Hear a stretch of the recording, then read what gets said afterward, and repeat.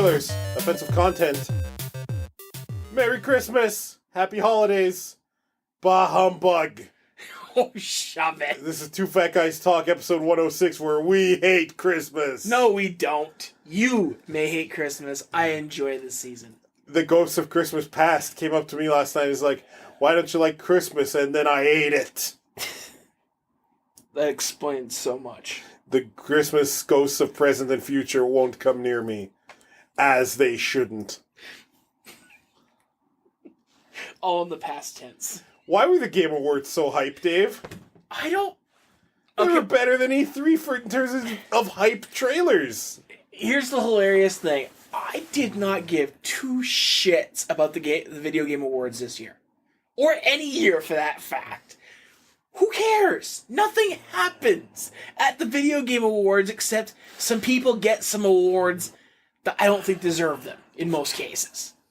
So then, I'm checking that night, and I'm like, what do you mean this was announced? What do you mean? It's the Video Game Awards! How can the Video Game Awards have more awesome game reveals than fucking E3? There were so many hype trailers for them. I know! So many weird out-of-nowhere ones. Like fucking Marvel Ultimate Alliance 3, which was out of nowhere. Well, Switch exclusive. That one Fallout... That was the big thing there. It wasn't that the game was coming out, that was a Switch exclusive. The Obsidian RPG that's like Fallout in space, but looks way better than Fallout. Is it Outer Worlds? Something to that effect? That looked fucking amazing. It does. And, yeah, we obviously have to watch it next year and cover it because fucking a bunch of shit was announced. Including, out of nowhere, a Persona 5 trailer happened. And then they revealed that they got an invite, a Smash invite. And then for Joker from Persona 5. Joker from Persona 5, a game that is not on Switch. Yet, now is going to be in Smash Brothers. I mean, that's basically them announcing that they're going to bring it to Switch now, I bet. Maybe. If Master Chief gets announced for Smash, I don't think Halo is coming to Switch. But but not going to happen. This shit's so crazy that the other day there was a Halo Infinite live stream, and I was like just watching for that invite, just waiting to see that invite. You know Microsoft wants it. Speaking of the invite, before we get right back to the Game Awards there, I saw an awesome fan-drawn Smash comic on Reddit yesterday, where it's the reason why Waluigi isn't in the game. And it starts off with him getting the invite, everybody going to the bus station, and there's Daisy crying that she didn't get an invite, so he hands over his invite to her. I thought it was a cutely done excuse for it. Okay, Ebenezer. God, I hate Christmas. All this good cheer can't pierce my cold heart. Fuck Waluigi. God. I've seen the comic. Okay. I've seen many comics about Waluigi and Smash. I've seen a fan drawing of Ridley holding a little Pichu like it's his pet. There you go. Pichu, top tier. Figure that one out. I've always thought that that deserved top tier because I always thought the character was good, especially against you guys. Pichu was not great in Melee, but apparently he's like a Kuma in this game, a glass cannon of frightening proportions. I was playing a friend the other day, and he's a little bit better at the game. He won more matches than I did, but I remember I picked Pichu, and I fucking wasted him. Mm-hmm. And I'm like, what the fuck? Pikachu's not bad either. Pikachu's better. Pikachu's one of the top characters in the game, apparently. Although the most broken one is apparently Inkling. Because Inkling side B puts you in the ground and inks you up so that Inkling can just kill you from 0%. Oh. Might need to get patched.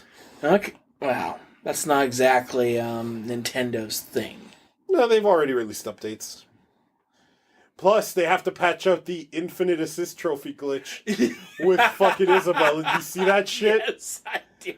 It's Smash Brothers and Knuckles and Knuckles and Knuckles and Knuckles and Knuckles and Knuckles and Knuckles. Yeah, that was awesome. Nothing says frightening like being hit by 17 simultaneous Valmanway slashes by Alucard. Back to the Video Game Awards. Yeah. So the show itself, I mean, I don't really care too much about the award side of it, but yeah, I mean, we got another shooter that was announced was Journey to the Savage Planet. Uh-huh. We've got some new Rocket League stuff, the new Far Cry. The new Far Cry game, which we're still not sure if they're doing it in the style of an actual full-blown Far Cry game, which would make it the first time a Far Cry game has actually had a direct sequel in the named stuff, or whether this is supposed to be kind of like the, what was that other one with the... Yeah, Far Cry Blood Dragon. Yeah. Whether it's supposed to be in that style or not. Supergiant talked about Hades, which is going to be their roguelike. As a fan of stuff like Enter the Gungeon and Enter the Gungeon, I'm looking forward to this. Yeah, I was not a big fan of their last game, Transistor. Their last game was the sports one. Oh. I forget what it's called. So the one before that, Transistor? I need to give that game another shot because people told me how I was supposed to be playing it, and I wasn't, so... I'd just rather go back and play Bastion. Bastion's so good. Bastion was awesome. So yeah, Hades... I look at Hades and I'm like, yeah, they're going back to a style of game that I want to play. So I might just pick that up. It is, however, a Epic launcher exclusive. I'm okay with that. I'll install the stupid Epic launcher. I already have. I had it before when I was trying out Fortnite, which is not bad. It's not for me, but it's not the horrible game everyone's making it out to be. It's not the cancerous game. It's not PUBG. We got to see more of Anthem, and here's the thing. I'm interested in Anthem. I am, however, worried we're going to get Destinied by it. They're going to show us a whole bunch of this awesome stuff, and that's the game. Or show us cutscenes that aren't in the game, too. Oh, yeah. I don't think anybody's going to pull that level of Destiny ever again. I was talking earlier, it was called The Outer Worlds. That's the Obsidian Fallout in Space one, which actually looks good, unlike Fallout. My favorite tweet was right after the Video Game Awards happened. Somebody did the logo to it, and then it was just what Obsidian was really saying to Bethesda was just basically with their whole, from the creators of Fallout, from the creators of Fallout New Vegas, the good games, and it's like what they really said. Fuck Bethesda. Yeah, Obsidian with Microsoft money. Yeah, that's like Batman with a Green Lantern ring. Like, that's good, right? Like, that's not horrifying, right? Like, one thing that many Fallout fans try and shit on Fallout New Vegas, because, it wasn't done by Bethesda, so it wasn't a real Fallout game. That's a fan's voice. Yeah, that really is. But here's the thing. Fallout New Vegas was the best thing to happen to Fallout. They wrote awesome dialogue, made choices matter. You couldn't break the game with one choice near the beginning of the game that broke everything until the end. You had interesting written characters. They tried to add, mechanics to the game, so you would have different types of bullets even in the game that you could make in case you wanted a sniper rifle armor-piercing bullet versus a close-range scatter-shot shotgun kind of thing. Obsidian did so much, and they get shit on because it did launch buggy. I mean, it is Bethesda's engine. But here's the difference between Bethesda launched Fallouts and Obsidian. Obsidian actually kept on patching shit that was broken all the way until they weren't allowed to anymore. If a fan found something that was broken, Obsidian would check out how they fixed it in the mod and then fix the fucking game. You know what this reminds me of? I see a lot of people complaining about how Fallout 76 released buggy and is going to need fans to fix it. And it's Bethesda being so lazy now, and I'm like, yeah, no kidding. And the funny thing there is yeah, the fans already are fixing their shit. Wow, this is almost like Bethesda has done this for years. Although, honestly, Fallout 76 is a whole new breed of bad. Even I have to admit that past Bethesda games look miraculously good at launch compared to what 76 did. That is some skeevy shit, seriously. Yeah, I can't defend it, and I jump in and I play a little bit of it here and there because I'm one of the suckers that bought it at full price. I find it funny that so many gamers are like, we're going to sue them, we're going to ask for our money back. And I really just want to be like, hey, assholes, this is what the capitalism you defend has done for you. Yes, I snuck in an anti-capitalism rant into the podcast. That's fine. The Crash Team Racing remake, Nitro Fueled, got announced. And it looks glorious. I am looking forward to this. Crash Team Racing is easily one of the best Mario Kart games. Yes, I know what I just said. It's true. The order goes like Mario Kart 8, Crash Team Racing, the first Mario Kart, and then the rest of the chaff. Yeah, that's really true. And I'm going to specify which version of 8, the Switch version. Yeah, apparently it has a good battle mode. It actually put back in a battle mode that was not crap. Oh, ranking battle modes. Crash Team Racing, original Mario Kart. I haven't tried the Mario Kart 8 one on Switch, but Crash Team Racing's battle mode was the best one since the original Mario Kart. Yeah. They went to shit until Crash Team Racing came out. So I am really looking forward to this remake. There is a new PUBG map, which is kind of a big deal if you play PUBG. Yeah. New Ashen stuff, new Crackdown 3 with Terry Crews. And I'll take anything from Terry Crews. There was a new Dragon Age teaser? There was a teaser, yes. Cool. Anybody who played Inquisition will get it. If you didn't, you have no idea what the fuck is going on. Gotcha. Also, anybody who didn't play Inquisition that just says it isn't a Dragon Age game, you're stupid. There is a Psychonauts 2 trailer announced, and the characters look less ugly. Am I the only one who noticed that? That the characters look more beautiful than the original Psychonauts? I'm not saying the Psychonauts character ugly design shaming, really? I'm not body shaming. No, it's... I guess I kind of wasn't I? Yeah, you were. Here's the thing about the original Psychonauts. It had its own art style. There's nothing wrong with it. I'm just saying I looked at that new trailer for Psychonauts 2, and I'm like...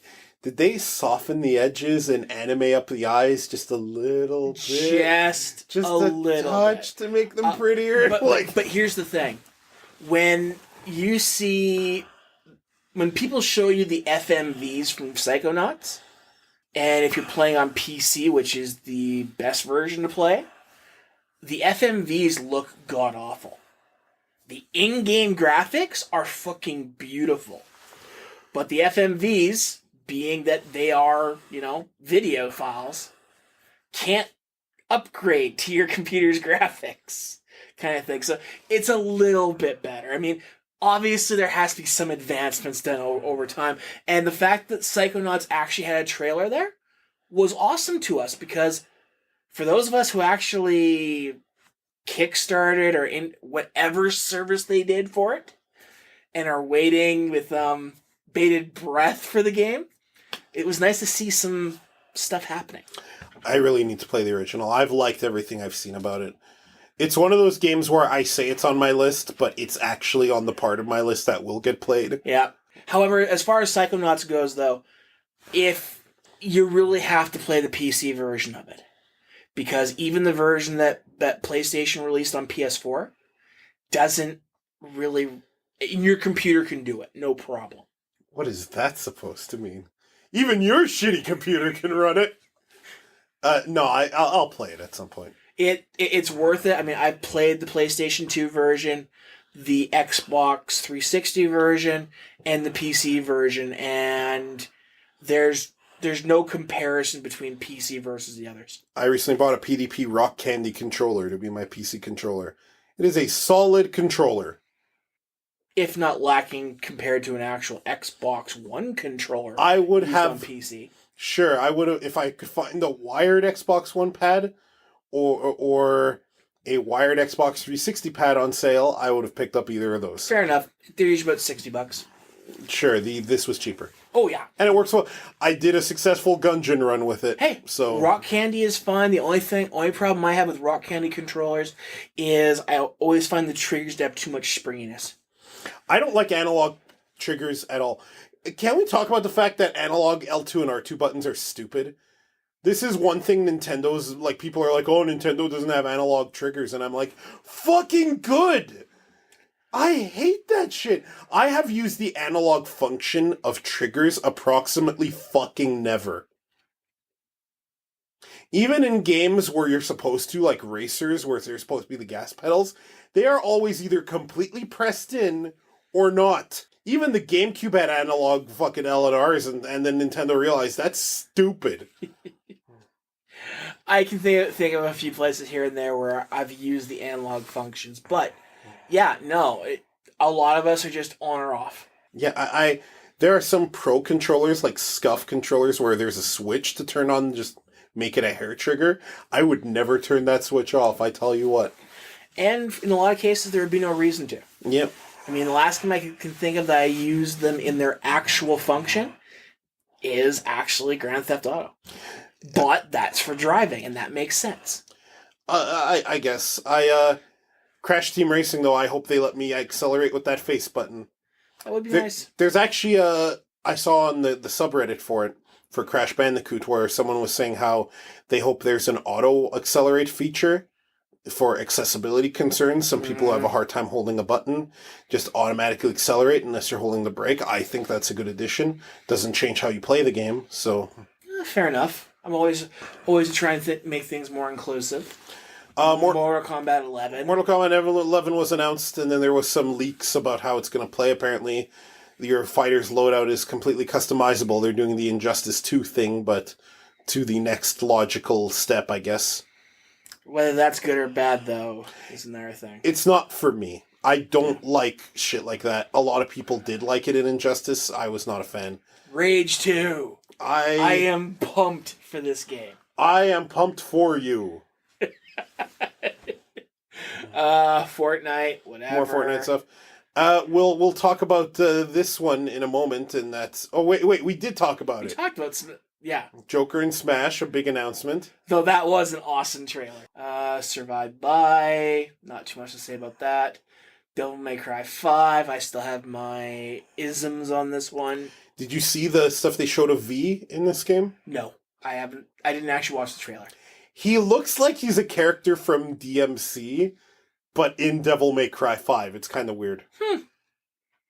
Oh, and Sonic Fox's esports acceptance speech, which was awesome.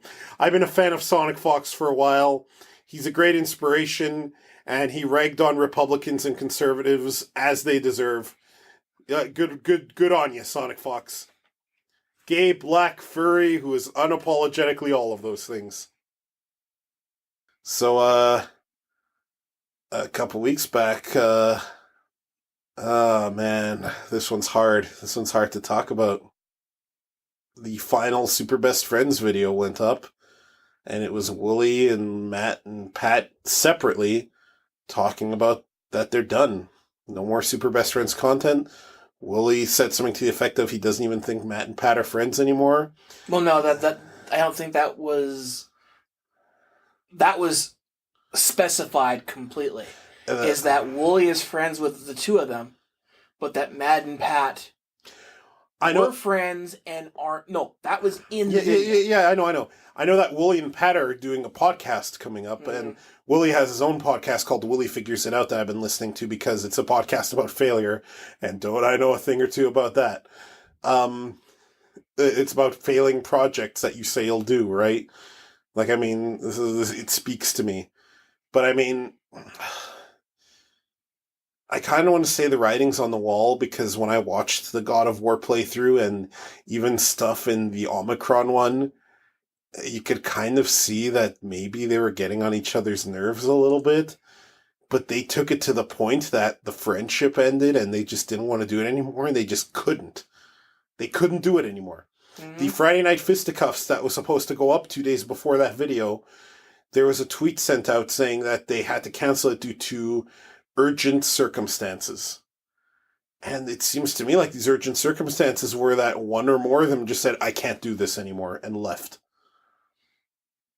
And this concerns me because obviously I have some dreams and aspirations for this little project. And I don't ever want to end up in a point where you and I just look at each other and be like, I can't look at your face anymore, you know? But obviously there are a lot of people who do this stuff online who that didn't happen to. Mm-hmm. And I mean, it makes me wonder, maybe they should have...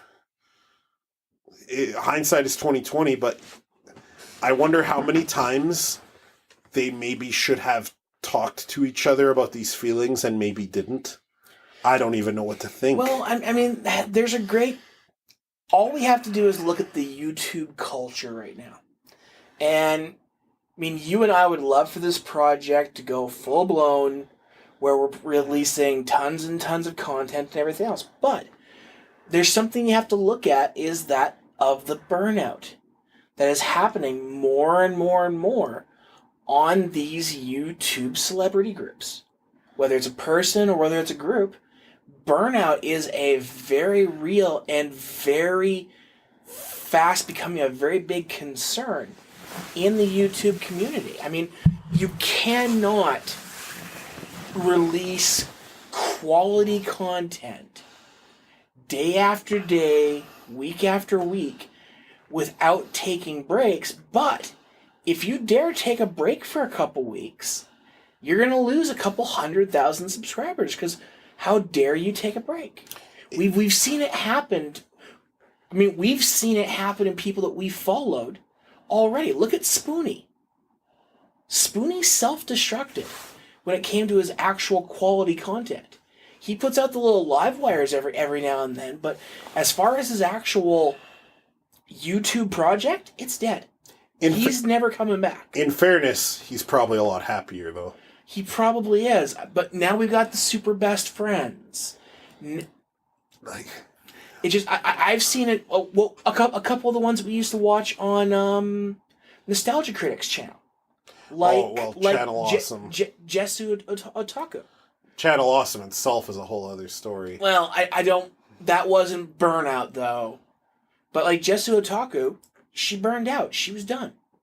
She didn't want to do it anymore. If we're going to talk about Channel Awesome, I'm just going to put this out there, just a little disclaimer. I had a spat where I said some terrible things about one of their video producers that I do regret.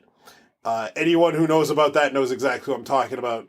I already apologized for it, and I wish him well, and he backed down too, so that's out there. Let's talk about Channel Awesome for a bit. Holy shit, did that blow up. But that also stemmed from allegations of sexual misconduct by the owners of Channel Awesome as well. Yeah. And Doug and Rob Walker being kind of trapped because they don't own their own characters, and that's a whole other bag of nonsense, right? Yeah. Like, we recently watched the Channel Awesome video after a long time of me having sworn them off, the commercials one. I gotta tell you, Doug Walker looks like he's aged more than his physical age should have suggested, right? Like, but I don't know. It's a fucked up situation. As for Matt, Pat, and Willie, I mean, I talk a lot about what my dreams are, and that I'd like to make a Canadian version of Rooster Teeth, where I have my own channel of not only stuff for us, but anyone else who wants to make content that doesn't have a home elsewhere could maybe there could be a deal, and there could be content where, like on Rooster Teeth, there's a lot of people doing content, so no one group has to get burnt out, right? That's the other thing. What we do, we have the benefit of having day jobs and other things that we're doing, and not having to do this and having an irregular release schedule, and people know that, right? Yeah, I talked about how I'm going to do Backlog Apocalypse 2019 and clear the backlog, but I am not going to hurt myself doing this. Yeah, exactly. It's not going to happen. Last time I went on a releasing rampage, I was in the hospital. It was not due to that. It was due to a perforated ulcer. But still, the omen was clear. Still, though, I'm sad because as much as Super Best Friends annoyed me, they delighted me even more than that. And I absolutely loved seeing their content and hearing what they had to say about a lot of things, even if it pissed me off. I still always came back, you know. Individually, they still do great things. Matt McMuscles recently released a cool Punch-Out retrospective, and he's done his own videos. Sometimes Pat's streams are very funny. Sometimes Liam's streams are nice to watch. And Willie's been doing stuff like his Kirby lore videos, which are just fantastic. So it's not like any of them died. Oh, God, I hope.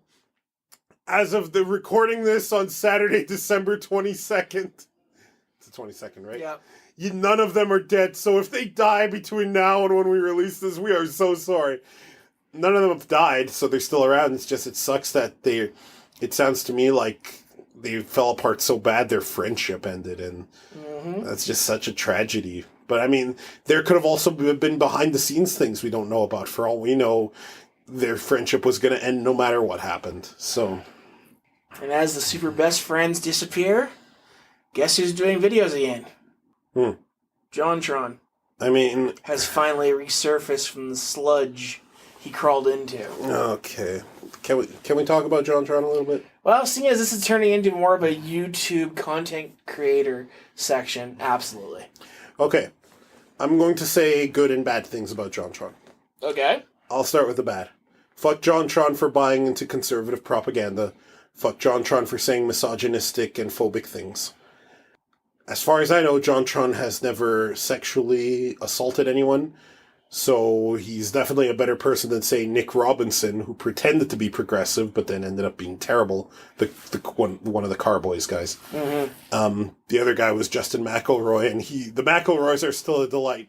And I don't know if I could live in a world where the McElroys were evil, so please don't be evil, McElroy brothers. So, yeah, fuck JonTron for that shit. Fuck him for taking pot shots at progressive things and for not understanding the importance of them. Fuck modern JonTron for betraying what classic JonTron used to say. I still watch some old Game Grumps stuff and even some old JonTron stuff. He was a lot more progressive then until, I guess, conservative social media got its claws on him. That said, I find JonTron entertaining. I don't watch his modern stuff because I don't want to reward that, but there's a lot of classic JonTron stuff I still watch. Like, I will still watch the Diablo 3 Reaper of Souls hardcore thing that he and a bunch of other YouTube celebs did, which is still hilarious. Those videos are unlisted, but still up on YouTube. I have a little playlist of them. I like watching JonTron's drug PSA things with fucking Wally Bear and the No Gang, one of my favorite videos on the internet. Or the one where he does his Japanese shoot-em-ups, also one of my favorites. And I will occasionally put on the playlist of him and Aaron going through Sonic 06 back on Game Grumps. Holy fucking shit. Some of the shit that happened on that fucking playthrough. But yeah. I wish JonTron would see the fucking light. And the light being that women are people and don't be a conservative fuckwit and Donald Trump's evil. But he won't. That's all I got to say about JonTron. What do you got to say about JonTron? Why? Did you see the latest video? Is it good? What happened? Oh, I see that he's got new videos coming out. That's all. Yeah. I don't watch him. I just popped up in my list one time. Like, is that a new? Oh my god, it's a new one. For a while, I watched Peanut Butter Gamer because he was kind of like JonTron, but which is he's legitimately friends with JonTron and Egoraptor, so there's a reason that he's kind of like JonTron. They kind of got cut from the same cloth. You say used to. Did he do something? No. It's just too much Peanut Butter Gamer is not good for you, so I go back to his channel once in a while. I watch a lot more Slow Beef these days. He's the guy who did Retsu Puree. Oh, yeah, one of the cooking ones. And his latest project is Maddie and Beef's Fight Palace, where he and his buddy Maddie look at beat-em-ups and fighters. I've showed you a few of those videos, right? I like him a lot, but I know he works a day job, and sometimes you hear it on stream that he's kind of tired, and I'm like, I wish we were a post-capitalist society where we could do what we wanted and not have to worry about that. I still watch the occasional thing from Angry Joe. Yeah, you know what? Me too. Because when a game dev fucks up, he'll put their feet to the fire. Yes, he will. I mean, he says things that you and I both don't agree with as far as value in a game and stuff like that. Mm-hmm. And his video tastes, his movie tastes are wretchedly bad. Just wretchedly bad. They can be, absolutely. But otherwise, yeah. And, I mean, you and I we've been catching up with Team 4-Star. They just finished their most recent Hellsing Abridged series finally after, 8 years? And their third season of Dragon Ball Abridged as well. They released they keep releasing the Final Fantasy Machine Abridged. That's pretty good. Yeah. I hope they don't implode, but I mean, they probably have a very hectic schedule. I don't know how rich they are. Well, they also have multiple things they do. This is true. But their core team is not as big as, say, a Rooster Teeth or even a Game Grumps. Future. Game Grumps has their own fucking office and multiple people on staff. A producer, multiple video editors, who themselves do videos. Shoutouts to Super Mega. It's interesting thinking about this YouTube culture that has arisen in the last couple decades and, thinking about your favorites and when they invariably explode and talk about the evil that the Jews have committed, and you're like, okay, that's it for me. I'm out. And then, but are they joking? Because Dan Avidan is Jewish, and he'll do jokes like that too. It's hard to tell sometimes. I'm Portuguese. I'll say anti-Portuguese shit all the time. All the time. Biggest exports out of Portugal. Codfish and cleaning ladies. Look at that. An anti-Portuguese joke. Lisbon, highly progressive place. That's not a joke. I just felt the need to say it. Who else is out there on YouTube? Stop Skeletons from Fighting. Let's give them a shout out. That channel's fantastic. Tearzu. Great channel. We're just going to plug channels. The McElroy family has their own channel as well now. We're with all their podcasts, including the Adventure Zone, which almost made me cry. What a good thing. Dave, this is a new section of the podcast called Carlos Admits Things That Made Him Cry and Still Make Him Cry to this day. Fire away. Okay. Remember in Bloodsport? When... If you say something in Bloodsport made you cry... Do you remember Bloodsport? I'm going to laugh. Do you remember in Bloodsport when Jean-Claude Van Damme got blinded? Mm-hmm. And then he was getting his ass kicked and he had to remember his training that he was doing blindfolded? And then they played that wicked 80s music as he won the fight. That makes me tear up. Makes me tear up every time. I'm not even kidding. When I watch that, I'll start to get tears in my eyes. I gotta dry them. And I'm like, okay, I'm good now. I try not to watch it in public. Aww. Yeah. That's adorable. Dave, remember the movie Zoolander? Dude. Remember when... No. Okay. I'm going to save you the embarrassment. Dave, you remember the movie Zoolander? Yes, it was an awful movie. It was pretty bad. And does not deserve to have... Only crime you should do is that you spent more than 10 cents to watch that movie. Dave, remember the movie Zoolander? God. Do you remember at the end of the movie where he used Magnum to stop the fucking throwing star that Mugatu threw? No, because I never made it that far. Okay. The villain had brainwashed Zoolander, but the brainwashing got broken, and then the villain was going to kill the guy he sent Zoolander to kill himself by throwing an M-shaped shuriken. Okay. And then Ben Stiller used his new look Magnum. Oh my god. And when he did it, everyone looked at it, it's like, it's beautiful. And his dad from earlier in the movie, the coal miner dad, was like, Jesus. And then the look stopped the shuriken in midair and made it fall. And then everyone's cheering, and the miner dad's like, that's my son! That's my boy!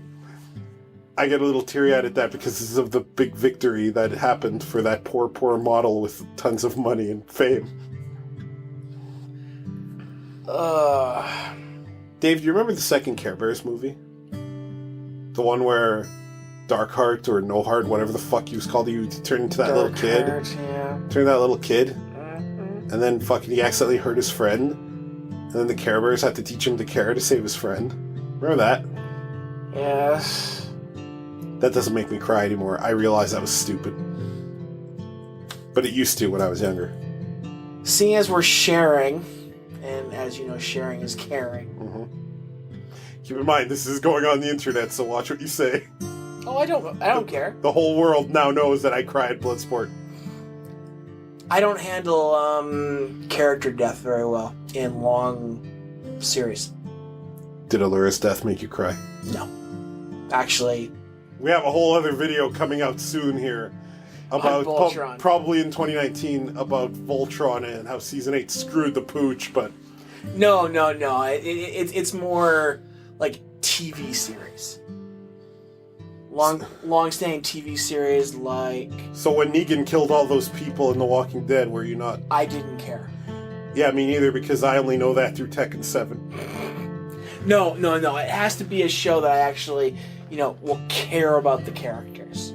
Even in books, I'll tear up over a character dying a little bit if it's a character I actually cared about in a long-standing book show. What about in RPGs? Like, did Aerys' death do anything for you? I was sad. I didn't cry. I was mad. Because that useless hoe can't make me invincible anymore. Of course you are. Of course. I'm lying. I was actually quite bummed. Well, seeing as you actually named some shows, I'll do the same. For me, it's Babylon 5 at the end of 5 seasons, when the main character is dying of his body shutting down. And it's not so much the actual... For me, it's not the death itself. It's the characters around the character being sad and everything else that I find a hard time. Because, especially when you love the show, I mean, it'd be the same thing as if in the last episode of Star Trek, Picard was dying. And the reaction of the crew around him, kind of thing. That's what always gets me. It's not necessarily the actual person's death, it's how that character affected you for all that time, as well as the people around you talking about all those awesome things. Dave, you remember that video game Final Fantasy VI?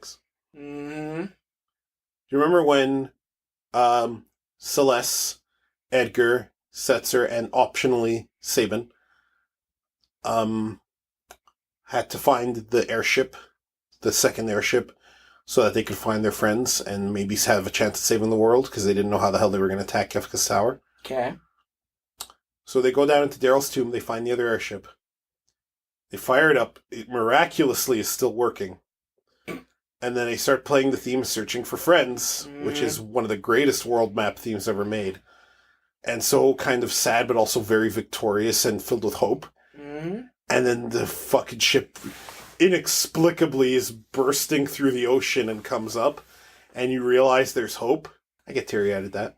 Music has an amazing effect on events and games. I mean, the video game industry, the movie industry are masters at getting just the right tone to make you feel that way. And yeah, I can totally understand that scene. I don't think there was really anything in 6 that got me, but... Dave, you remember that movie Up? Oh, God. Like the first 5 minutes of that was hard. That was hard. I gotta tell you, that was hard. Like, I didn't cry at that, but it took every last ounce of willpower I had. Same. Terminator 2. When fucking the T-800 died, giving the thumbs up. Arnold's thumbs up as he goes in. Yeah. Can we talk about how much better than the first movie that movie was? Despite James Cameron's jackassery when he's talking about Wonder Woman these days, I cannot deny that Terminator 2 is quite possibly the greatest sequel ever made. It's also the best movie of the Terminator series. Like, it's like, I try to think of sequels that completely outdid their predecessor and are themselves masterpieces, and there aren't too many. Terminator 2 is one of them. The Rescuers Down Under is another. Mega Man 2 is one of them. Fucking... You're missing a big one. What's that? Aliens. I think Aliens was a better movie than Alien. I absolutely do. I don't think it was so much better that I would qualify it in this category. That's because I don't think the original Alien was a bad movie. I thought it was a very good movie, actually. Oh, and that's just it, though. I put it into that category for a couple key reasons. Number one, it did blow its predecessor away by changing what the movie was. It went from being a suspense horror to being an action movie. Mm-hmm, mm-hmm. Which is okay. Sometimes a genre change is just what the doctor ordered. It changed our main character from being a damsel in distress to being a badass, gun-toting ass kicker. Was she really a damsel in the first movie? I would argue she was more a person in a survival horror movie. Okay. I wouldn't call Claire Redfield or Jill Valentine damsels either, except in Resident Evil 5 when Wesker brainwashed Jill. Actually, that is a fair comeback. Damsel in distress is not the right word to use for any of those characters on the Nostradamus. You're right. On the Nostradamus? That was the name of the ship from Alien. Oh, I'm sorry. I'm stupid. I was about to be like, what are you talking about the prophet for? And then I remembered, right, there's a ship. I'm sorry. I'm okay. Sorry. Please continue. I'm dumb. Okay, maybe she wasn't a damsel in distress, but they were the hunted. Just as in Terminator 1, our main character was being hunted. So I guess that's why I do the parallel. Sure. So they went from being hunted to the hunter in many cases. So I would definitely put Aliens on there, in my opinion. Sure. I'll argue it's the better movie, absolutely. But you're right. There aren't all that many sequels that are, holy crap, this is amazing, sort of thing. Usually, at best, you get a little increment up, not just, this is the best movie in the series. In terms of TV shows, I definitely think the second season of Avatar: The Last Airbender, like, the first season wasn't bad, but the second season just completely blew me away at the leap in quality, but also in how dire the circumstances got, too. And that's the advantage of a TV series, though. You can spend you can spend your first season setting up your world, your characters, and then boom. I have high hopes for both the Dragon Prince Season 2, which we're going to hear a release date about in January, apparently, and She-Ra Season 2, which we're apparently going to hear something about soon. Please. Yep. Dave, you remember that series, Yuki Yuna? Yeah, but I'm sure depending on what season we talk about, there'll be differing reasons why you cried. Well, there are definitely some teary-eyed moments throughout the whole series, even when it was at its most beloved and hated for me. Definitely that show knew how to make some people suffer, especially me. I mean, listen, Yuki Yuna falls into a very specific category of anime. It's called suffering porn. Madoka and all those are suffering porn. You can try and say, oh, well, it's sad magical girl. Yes, it is. But ultimately, it's suffering porn. Dave, you remember that show Dragon Ball Super? Okay, the only reason you cried is because that season kept on going, probably. No, the final arc is garbage. The Tournament of Power arc is the worst Dragon Ball arc ever made. And I'm counting, like, the filler arcs before Cell in that. Ouch. No. I'm talking about when Trunks fucking fought and split Zamasu in half, that episode. Yeah, I get teary-eyed at that. Similar situation in Justice League Unlimited when Flash beat Lexiac, almost died, but got brought back from the Speed Force. So teary-eyed, but so amazed by that scene. So then, one of the greatest scenes in fiction. So then you were probably teary-eyed when we lost Flash in Young Justice? Young Justice. No, I was pissed because that was a stupid death. It was. I know they're just going to bring him back in Season 3, no absolutely. doubt. But fucking when I saw that, I was like, wow, that was way worse than how Justice League Unlimited did it. Yeah. Young Justice makes me so mad, and I am so going to watch that third season. We were. That was before the anime rave, wasn't it? I think so. Because we did. If we had actually raved that show, it would have been okay, great. Crapping on it. Okay, no, it's getting up. Good. I would have had entire hours of me just talking about why Black Beetle is the stupidest character. You cannot name a single character in all of fiction, outside of Elfin Lied, that I hate more than Black Beetle. In fact, I don't hate any of the characters in Elfin Lied more than Black Beetle. I just hate the series more than Black Beetle. Try me. Try naming a character you think I hate more than Black Beetle. You won't find one. The worst character in fiction. The meat. The meat can't fight Black Beetle. He beat up Superboy like he was nothing. This nobody villain. Fuck you, Black Beetle. Fuck you. So you definitely hate it more than Steins Gate or Monica. Apocalypse with that stupid A on his belt is a better villain than Black Beetle, and I hate that fuckwit. What a stupid villain. Oh, God. You cannot be a good villain when you lose to Jubilee. I'm sorry. No offense to Jubilee. Oh, Nothing man. beats that comic book scene where Apocalypse is tearing through the Inhumans' base in the moon, and he runs into Black Bolt, and the look on Apocalypse's face is, oh no, I fucked up, and then Black Bolt obliterates him with a whisper. Apocalypse and that stupid A on his belt. Fuck you, Apocalypse. And I still like you better than I like Black Beetle. Although, did you see recently? Apocalypse is like leading some kind of hip-hop rap crew in Marvel, and this isn't even a joke. And I'm like, this is the coolest Apocalypse has ever been. You know who couldn't get away with that? Black Beetle, that fuckwit. I almost said a much worse word that starts with F, and kind of glad I stopped myself there. Good. When does that show even come out? I don't know. There's that DC Universe Online that we don't get in Canada yet, so we're going to have to find completely legal other means to watch a show. Alternatives, yeah. Sounds like a whole bunch of shows, actually. I would rather spoon with Gendo Ikari than see Black Beetle make any kind of comeback. I hope the first episode of Young Justice Season 3 is Black Beetle's back, but Superman's there too, so Superman just fucking beats the shit out of him for 22 minutes.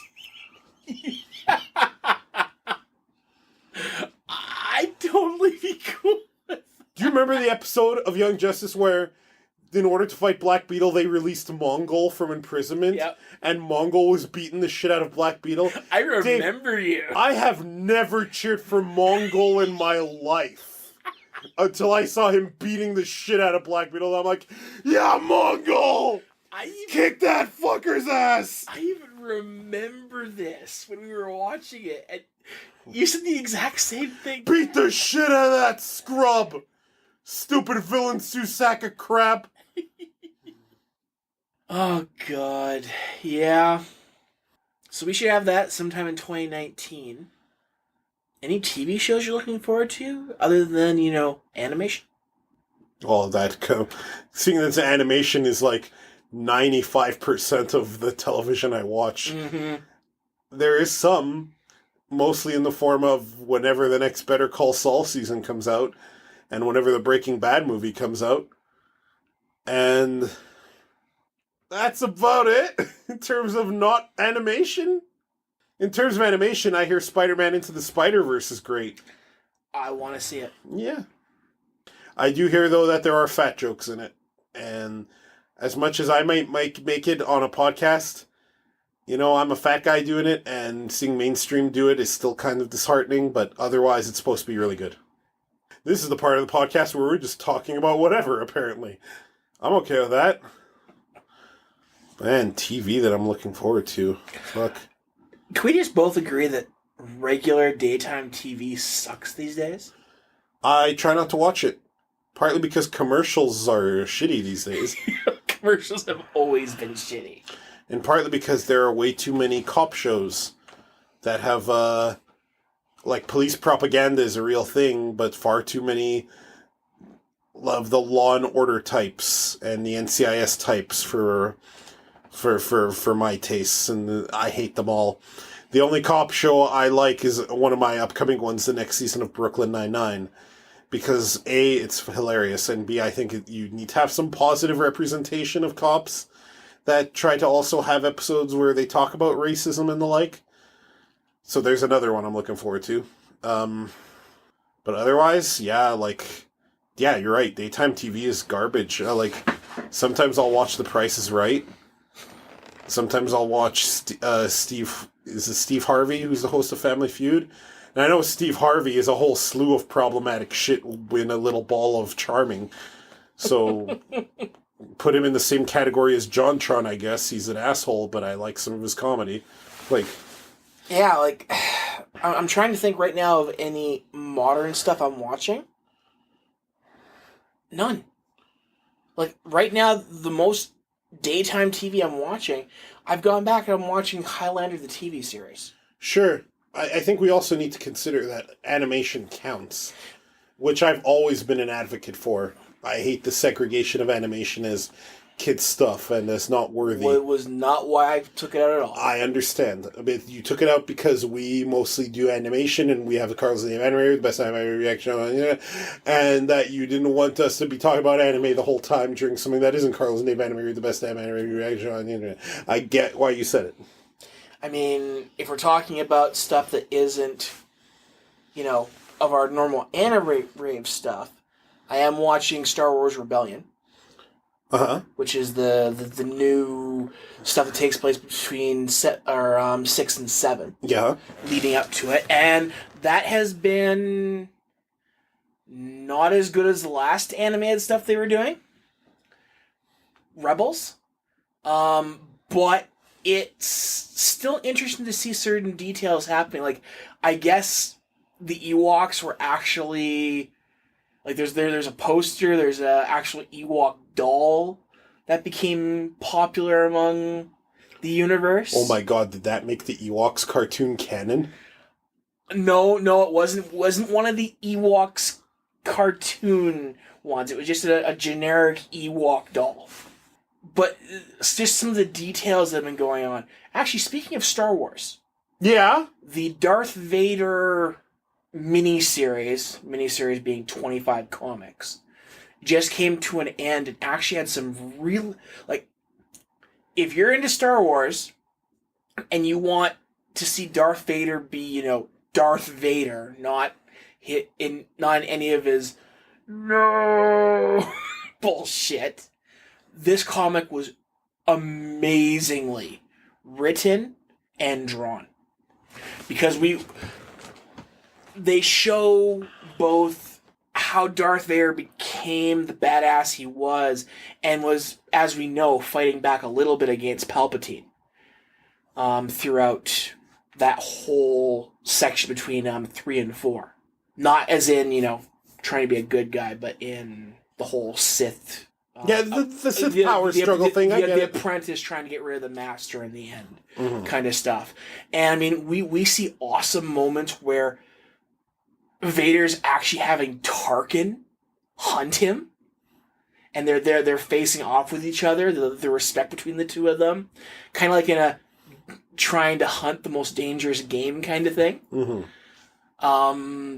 To Palpatine putting Vader in all these situations to see if he's going to betray him. Them having to work together at one point, even up to Vader having the chance to try and bring back Padme.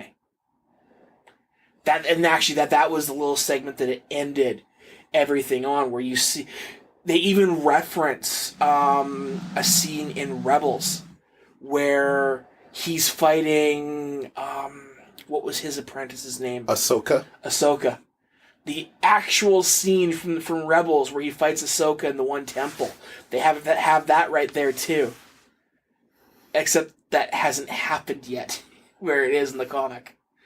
And I was kind of sad to find out that was the last volume, because it's been amazing. Was that the one Chuck Wendig was working on? Because Chuck Wendig was fired off the Star Wars comic project Completely unjustly, by the way. Oh, yeah, completely. Okay, no, I was just curious. No, he was doing something else. We are getting, and this might interest you. We are getting another Thrawn book. It does interest me. Written by the man who made Thrawn. Oh, Timothy Zahn. Yep. I love the character Thrawn. I was hoping we'd see him in The Last Jedi. We didn't. I hope we see him in Episode 9 in some capacity. Well, you know what happened to Thrawn, right? Is he dead? No. Good.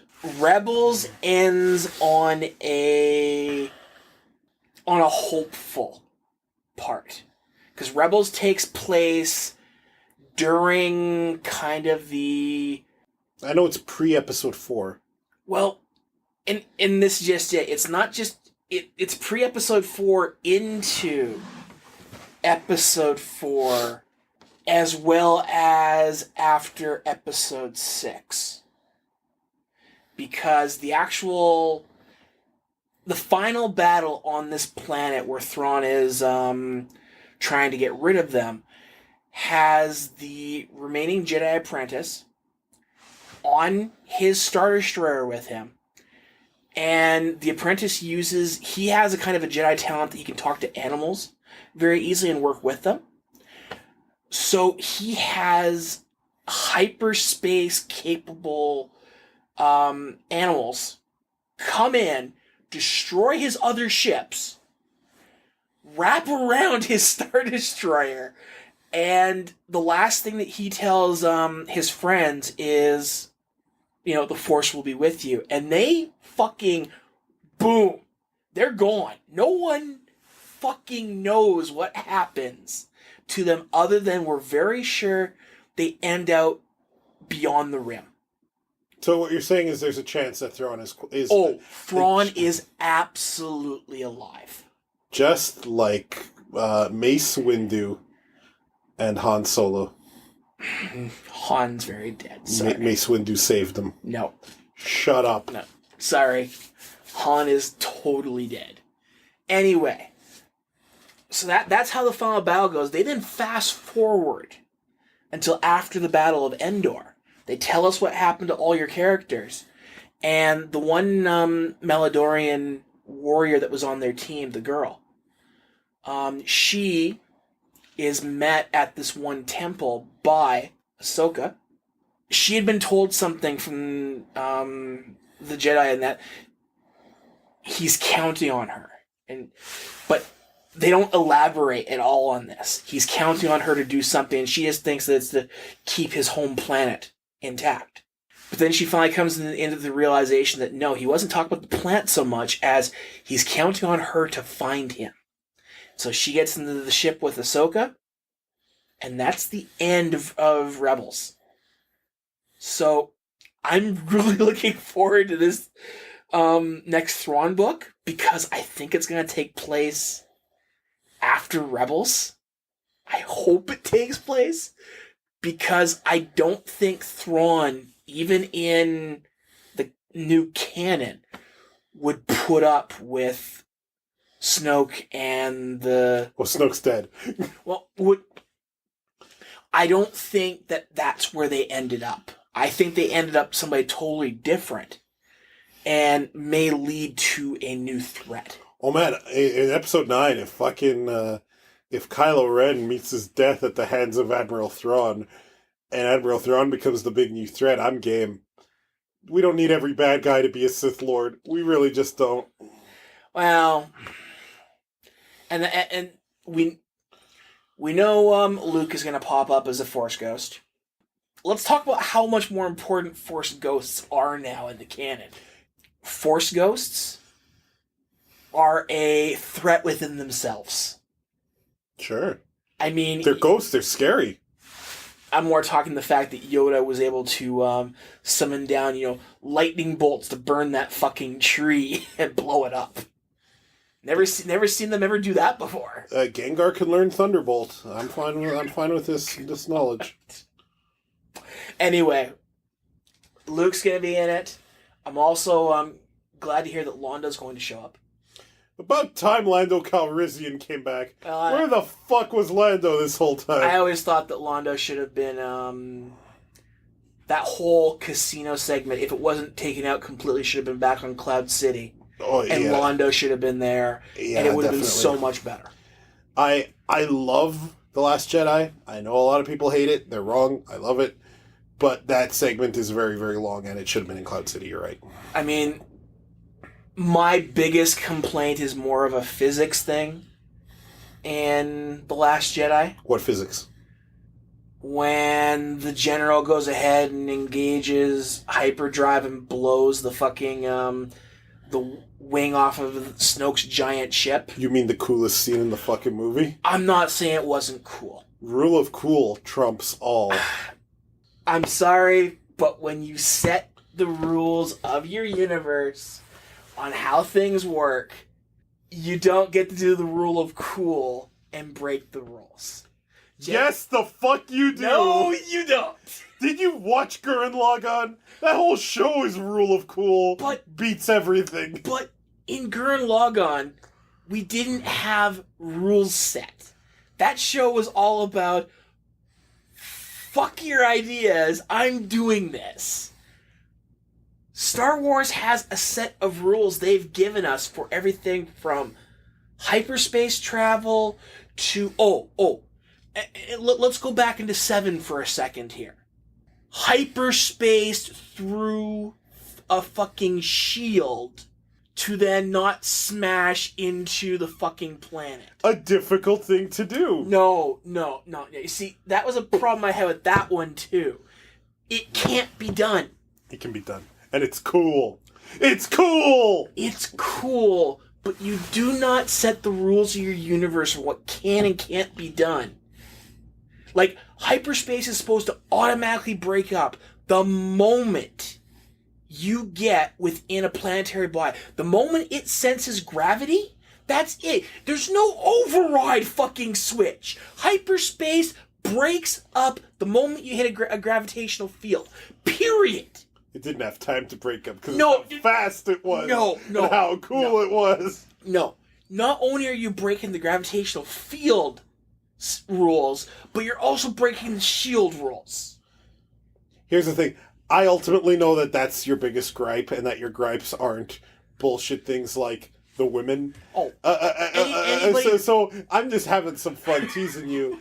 Ultimately, I get your gripe, and that is one of the few legitimate gripes that I consider about that movie. But fuck you, it's cool. It's so cool. And that's just it. Is most people start complaining about, you're right, the women being focused, or that, this and that. All the men sucked in this movie. No shit. That's the point. Well, I thought, I didn't think all the guys sucked in 8. Well, I think that was kind of the point. The point, a lot of the theme of 8 was that shitty egotistical men do stupid things. Remember when fucking Poe Dameron saw that Leia was alive and Leia promptly fucking stunned him for being a fucking traitor? Oh, that was a great segment. It was a great scene. I'm not saying, look, men suck. I'll say this about real life men. I'm saying that the movie subverted expectations about it, Yep. and women had to bail men out. And I love that. And that was fantastic. Sure. It says a lot that me as a Star Wars fan, and I've read all the books and everything else. Yeah. I mean, now I'm nerding out on the physics of a sci-fi universe. Sure. And that's where my complaints are going here, because you're breaking the rules. Were the movies perfect? Absolutely not. But they were good movies. I'll give it to you. She didn't need to hyperspace it. She could have put it on whatever the fucking Star Wars equivalent of Impulse is and just fucking ram the ship. I get it. But you wouldn't have... Which wouldn't have taken out the wing and, like, half the Star Destroyers behind the ship. You wouldn't have seen that cool... You wouldn't have seen what was effectively fucking... the swing of Galaxy Mjolnir taking... Or Galaxy Excalibur taking out half of a fleet. That was... the scene was amazing. And I think one of the problems that... Like, you see kind of how large Snoke's ship is. Mm-hmm. But you don't understand just how big that fucking ship is. I mean, it. We've had Super Star Destroyers and everything else before, but his ship, the ship has enough mass that if you turned it into a circle, it would be larger than the Death Star. It's got an actual economy and thriving everything on it. So did the Death Star. There were theaters in the Death Star. Could you imagine seeing a movie on the Death Star? Snoke's ship had more people and troops and everything else than most worlds. I was actually reading about it here recently about just how big that ship was, and I'm just like, insane. I mean, you can dock a Super Star Destroyer inside its engineering bay for repairs. It's a big ship. Fuck! I mean, how do you blow up something that big? You get Gurren Lagann to throw a galaxy like a discus at it. Cleave that some bitch in half. I am looking forward to 9 for them to finish the whole thing. I mean, the actor who plays... Oh, wow. You talking about Finn?